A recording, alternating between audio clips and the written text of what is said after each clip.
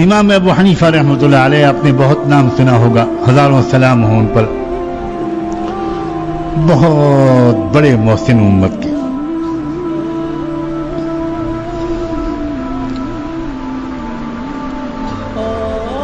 رات میں معمول بنا لیا تھا انہوں نے، پوری رات اکثر عبادت کرتے تھے، عجیب ہمت تھی اور اللہ سے تعلق تھا۔ اپنے مکان کی چھت پر اکیلے لمبی نمازیں پڑھتے تھے، رو رو کے تلاوت کرتے تھے اور اللہ سے اپنا تعلق بڑھاتے تھے۔ ان کے مکان کی سے ملا ہوا مکان ایک ایسے شخص کا تھا جو بیچارہ غریب آدمی تھا اور موچی تھا۔ موچی سمجھتے ہیں؟ جوتوں کی مرمت کرنے کا کاروبار تھا، بیچارے کا چھوٹا موٹا کام تھا۔ تو روز کماتا تھا، کچھ پیسے ملتے تھے اس کو۔ اب وہ بھی بیچارہ کچھ عادی ہو گیا تھا نشے کا، تو چوری چھپے اس دور میں بھی کہیں نہ کہیں شراب مل جاتی تھی، تو وہ اسی پیسوں سے شراب خریدتا تھا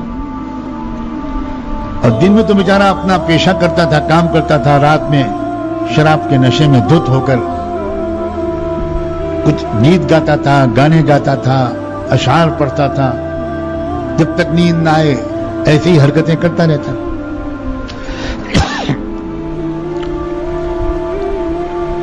امام صاحب نے بالکل پڑوس میں ہونے کے باوجود کبھی نہیں ٹوکا۔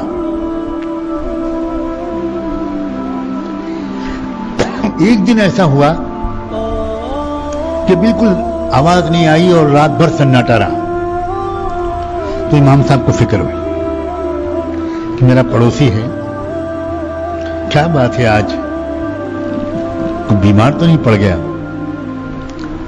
اس شرابی پڑوسی کے گھر گئے پوری امت مسلمہ کے سب سے بڑے عالم، سب سے بڑے اللہ والے امام اعظم اس گھر کے دروازے پر گئے، دروازے پر دستک دی، اندر سے کوئی نکلے لوگ۔ امام صاحب کو دیکھ کر حیران رہ گئے، ارے آپ فرمائیے کیا بات؟ تو ان کا بھائی وہ آج اس شخص کی کوئی آواز نہیں آئی پوری رات، تو میں ذرا فکر مند ہوا کچھ بیمار تو نہیں ہو گیا، کوئی اور میری خدمت، میرے لائق کوئی خدمت ہو تو بتاؤ۔ تو گھر والوں نے کہا کہ امام صاحب اب انشاءاللہ اس کی آواز نہیں آئے گی، آپ بھی بہت پریشان ہو لیے اور ہم بھی پریشان ہوتے تھے، اب نہیں آئی۔ کیوں، کیا ہوا؟ انہوں نے کہا ہم لوگ اس سے بہت تنگ آ چکے تھے، نہ خود سوتا تھا نہ ہمیں سونے دیتا تھا، ہم نے آج اس کی رپورٹ لکھائی تھی، سرکاری پولیس آئی اور اس کو گرفتار کر کے لے گئی، اب وہ جیل میں رہے گا۔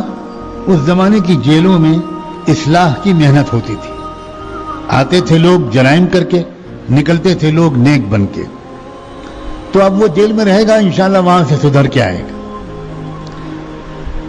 امام صاحب کچھ نہیں بولے، خاموش ہو گئے، واپس چلے گئے۔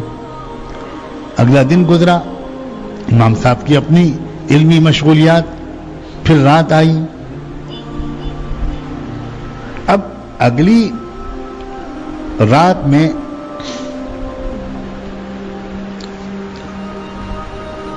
جب دن آیا، نہیں دن ہی میں، پہلی رات گزرنے کے بعد دن میں امام صاحب چپ چاپ شہر کے حاکم کے پاس گئے، جیسے ضلع کا کلیکٹر ہوتا ہے اس کے پاس گئے۔ اس نے دور سے امام صاحب کو آتے ہوئے دیکھا تو بہت حیران ہوا، توڑ کے اس نے استقبال کیا، شکایت کی کہ امام صاحب آپ خود کیوں تشریف لائے؟ آپ مجھے اشارہ کر دیتے میں آ جاتا، کسی سے کہلوا دیتے، سر کے بل حاضر ہوتا۔ وہ کلیکٹر جانتا تھا کہ یہ وہ بندہ ہے کہ جو پورے عالم اسلام کے خلیفہ کے پاس بھی نہیں جاتا، خلیفہ ہی ان کے پاس آتے ہیں، یہ میرے پاس آپ کیوں تشریف لائے؟ تو امام صاحب نے کہا کہ دیکھو جس کا کام ہوتا ہے اسی کو جانا چاہیے۔ تو وہ اور حیران ہوا کہ آپ کا کام اور مجھ سے حکم فرمائیے، بتائیے کیا کام ہے، میں حیران ہوں۔ تو اس امام صاحب نے کہا کہ بھئی ایک میرا پڑوسی ہے، یہ حلیہ ہے، یہ نام ہے، مجھے پتہ چلا ہے کہ آپ نے اس کو گرفتار کروایا ہے، جیل میں بھیجا ہے۔ تو اس نے تحقیق کروا کے اپنے انسان کہا کہ ہاں بالکل صحیح ہے، وہ گرفتار ہوا رات اور جیل میں ہے۔ تو امام صاحب نے کہا کہ کیا آپ میری ضمانت پر اس کو چھوڑ سکتے ہیں؟ تو اس شخص نے کہا کہ امام صاحب آپ کو شاید پتہ نہیں ہے، وہ بہت شرابی کبابی آدمی ہے، گھر والے پریشان ہیں۔ تو امام صاحب نے کہا مجھے سب معلوم ہے، پھر بھی آپ میری ضمانت پر اس کو چھوڑ دیں تو بڑی عنایت ہو۔ تو اس کلکٹر نے کہا کہ امام صاحب آپ کیسی بات فرما رہے ہیں، آپ کا ہر جملہ حکم ہے، آپ کا فتویٰ ملک کا قانون ہوتا ہے، تو مجھے کیا اشکال ہے، آپ تشریف لے چاہیے گھر، میں بھیجتا ہوں اس کو۔ امام صاحب نے کہا کہ نہیں، میں انتظار کر رہا ہوں، میں اس کو اپنے ساتھ لے کے جاؤں۔ بیٹھ گئے امام صاحب، اس نے بلوایا اس کو اور وہ آ گیا۔ وہ دیکھ کے شرمندہ ہو گیا، سر جھک گیا، وہ سمجھا کہ پتہ نہیں امام صاحب میری کیا شکایت کرنے آئے ہیں، کیا معاملہ ہے۔ حاکم نے کہا کہ جاؤ، ان کو رہا کیا جاتا ہے۔ امام صاحب اٹھے اور اس کو ساتھ لے کے چل دیے۔ پورے راستے ایک جملے کی نصیحت امام صاحب نے کی ہو ایسا کوئی ثبوت نہیں ملتا، کچھ نہیں کہا، خاموش اس کو لے کر اس کو اس کے گھر پہنچایا، اپنے گھر میں داخل ہو گئے۔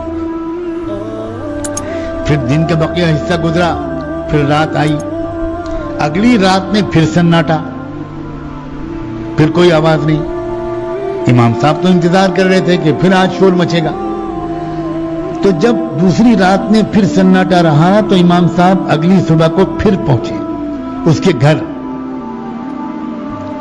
آج تو دستک دی اور اندر سے لوگ نکلے تو امام صاحب نے دیکھا کہ دروازہ کھلا ہوا ہے، باقی لوگ تو سو رہے ہیں، لیکن وہ خدا کا بندہ جا نماز پر کھڑا ہوا رو رہا ہے۔